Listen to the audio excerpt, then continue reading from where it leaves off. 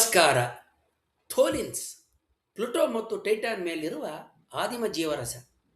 ನಮ್ಮ ಸೌರಮಂಡಲದ ಅಂಚಿನಲ್ಲಿರುವ ಆಕಾಶಕಾಯಿಗಳು ಕಿರುಗ್ರಹಗಳು ಯಾವಾಗಲೂ ನಿಗೂಢ.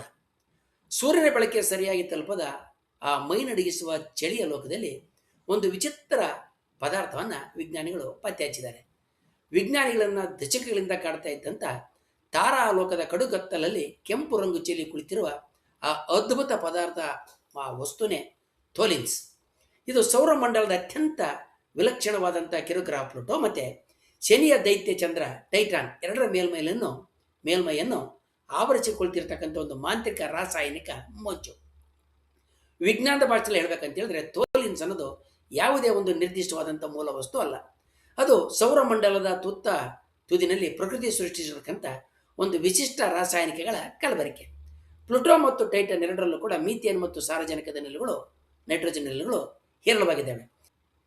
ಸೂರ್ಯನಿಂದ ಹೊರಡ್ತಕ್ಕಂಥ ಅತಿ ನೇರಳೆಯ ಕಿರಣಗಳು, ಅದರ ಅಲ್ಟ್ರಾವೈಲೆಟ್ ರೇಸು, ಹಾಗೆಯೇ ವಿಶ್ವಕಿರಣಗಳು ಈ ಅನಿಲಗಳ ಮೇಲೆ ನಿರಂತರವಾಗಿ ಗಟ್ಟಿಸಿದಾಗ ಒಂದು ಅದ್ಭುತವಾದಂಥ ಬದಲಾವಣೆ ಸಂಭವಿಸ್ತೈತೆ. ಅನಿಲದ ಕಣಗಳು ಹೊಡೆದು ಒಂದಕ್ಕೊಂದು ಬೆಸೆದುಕೊಂಡು ಜಿಗುಟಾದಂಥ ತಾರು ಅಥವಾ ಕೆಸರಿನಂಥ ಸಂಕೀರ್ಣ ಸಾವಯವ ಕಣಗಳಾಗಿ ರೂಪಾಂತರಗೊಳ್ತೈತೆ. ಇದೇ ಥೋಲಿನ್ಸು. ಈ ವಿಚಿತ್ರ ಪದಾರ್ಥದ ಉಪಸ್ಥಿತಿ ನಮ್ಮ ಬರಿಗಣ್ಣಿಗೂ ಕೂಡ ಕಾಣುವಂಥದ್ದು. ಪ್ಲೂಟೋ ಮತ್ತು ಟೈಟಾನು ಜಗತ್ತಿಗೆ ವಿಶಿಷ್ಟವಾದ ಬಣ್ಣವನ್ನು ನೀಡಿರದೆ ಈ ಥೋಲಿನ್ಸು. ನಾಸಾದ ನ್ಯೂ ಹೊರೈಸನ್ಸ್ ನೌಕೆ ಪ್ಲೂಟೋದ ಹತ್ತಿರ ಹೋದಾಗ ಅಲ್ಲಿನ ಪ್ರಸಿದ್ಧ ಬಿಳಿಯ ಹೃದಯದ ಆಕಾರದ ಮಂಜುಗಡ್ಡೆಯ ಪಕ್ಕದಲ್ಲೇ ಕಡು ಕೆಂಪು ಬಣ್ಣದ ಬೃಹತ್ ಭೂಭಾಗ ಕಂಡುಬಂತು. ವಿಜ್ಞಾನಿಗಳು ಅದಕ್ಕೆ ತುಲುಹು ಮ್ಯಾಕ್ಟುಲ್ ಅಂತ ಹೆಸರಿಟ್ಟಿದ್ದಾರೆ. ಅದು ಬೇರೇನೂ ಅಲ್ಲ, ಕೋಟ್ಯಂತರ ವರ್ಷಗಳಿಂದ ಆಕಾಶದಿಂದ ಹಿಮದಂತೆ ಸುರಿದ ರಾಶಿಯಾದಂಥ ಥೋಲಿನ್ ಪದಾರ್ಥದ ದಪ್ಪನೆಯ ಹಾಸು. ಇತ್ತ ಶನಿ ಉಪಗ್ರಹ ಟೈಟಾನ್ ನಮೂನೆ ನೋಡಿದರೆ ಅದರೊಳಗೆ ಕಿತ್ತಳೆ ಬಣ್ಣದ ದಟ್ಟವಾದ ಮಂಜಿನ ಮುಸುಕಿನಂತೆ ಕಾಣ್ತದೆ.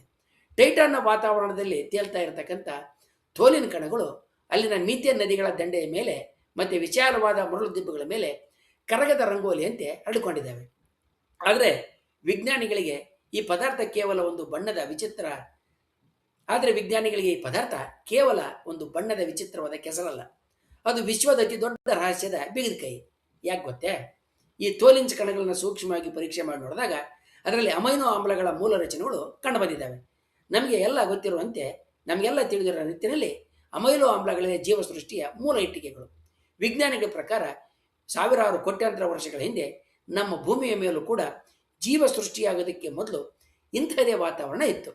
ಭೂಮಿಯ ಮೇಲೆ ಕೋಟ್ಯಾಂತರ ವರ್ಷಗಳ ಹಿಂದೆ ಜೀವದ ಮೊದಲ ಸಸಿ ಮೊಳಕೆ ಹೊಡೆದಕ್ಕೆ ಕಾರಣವಾದಂಥ ಅದೇ ರಾಸಾಯನಿಕ ರಸ ಸೂಪು ಇವತ್ತು ಪ್ಲೂಟೋ ಮತ್ತು ಟೈಟಾನ್ನ ಹೆಪ್ಪುಗಟ್ಟಿದ ಮಂಜಿನಲ್ಲಿ ಸಜೀವವಾಗಿ ಕುಳಿತುಕೊಳ್ಳುತ್ತೆ. ಕೊನೆಯದಾಗಿ ಹೇಳಬೇಕಂತ ಹೇಳಿದ್ರೆ, ಪ್ಲೂಟೋ ಮತ್ತು ಟೈಟಾನ್ ಮೇಲಿರುವ ಈ ವಿಚಿತ್ರ ಪದಾರ್ಥ ನಮಗೆ ಒಂದು ಮಹತ್ವದ ಪಾಠವನ್ನು ಕಲಿಸ್ತಾ ಇದೆ. ಜೀವ ಸೃಷ್ಟಿಯ ರಹಸ್ಯಗಳು ಕೇವಲ ಬೆಚ್ಚಗಿನ ಭೂಮಿಯ ಮೇಲೆ ಮಾತ್ರ ಅಲ್ಲ, ಸೌರಮಂಡಲದ ಅತ್ಯಂತ ತಂಪಾದ ಕತ್ತಲೆಯ ಮೂಲೆಗಳಲ್ಲೂ ಕೂಡ ಅಡಗಿರಬಹುದು.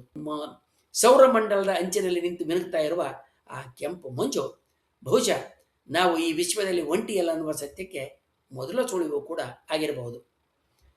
ಖಗೋಳ ವಿಜ್ಞಾನ ಮತ್ತು ಅಂತರಿಕ್ಷ ಶೋಧ ಹೇಗೆ ಇಂಥ ಅದ್ಭುತ ಸೋಜಿಗದ ಇತರ ಸಂಗತಿಗಳನ್ನ ಕೂಡ ನಮಗೆ ತಿಳಿಸ್ತಾ ಇದೆ ಅನ್ನೋದನ್ನು ಮುಂದಿನ ಇನ್ನೊಂದು ವಿಡಿಯೋದಲ್ಲಿ ನೋಡೋಣ.